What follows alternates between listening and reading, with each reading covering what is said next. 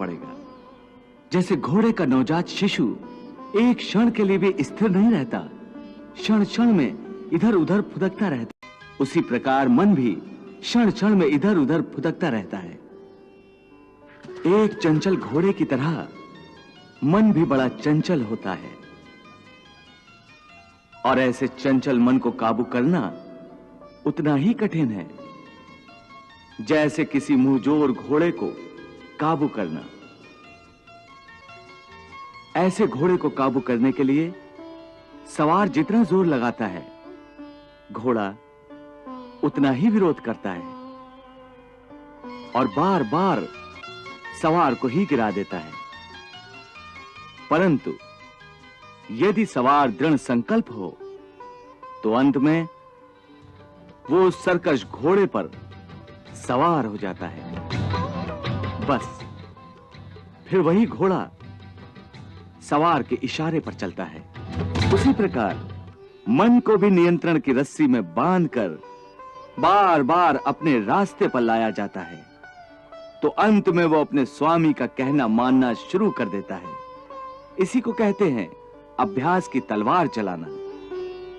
जब अभ्यास की तलवार से ही मन ठीक रास्ते पर आ जाए, फिर वह दूसरी वैरागी की तलवार की क्या आवश्यकता है? उसकी आवश्यकता इसलिए है कि एक बार ठीक रास्ते पर आ जाने के बाद मन फिर से उल्टे रास्ते पर न चला जाए, क्योंकि उल्टे रास्ते पर इंद्रियों के विषय उसे सदा ही आकर्षित करते रहेंगे। मिथ्या, भोग, विलास और काम की तृष्णा उसे फिर अपनी ओर खींच सकती है। इसलिए मन को यह समझना जरूरी है कि वो सारे विषय भोग मिथ्या हैं, असार हैं, योग माया के द्वारा उत्पन्न होने वाले मोह का भ्रम है।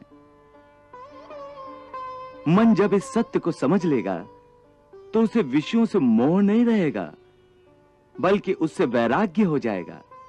और यही वैराग्य की तलवार का काम है कि वो विषयों के मोह को काट के मन को सन्यासी बना देती है।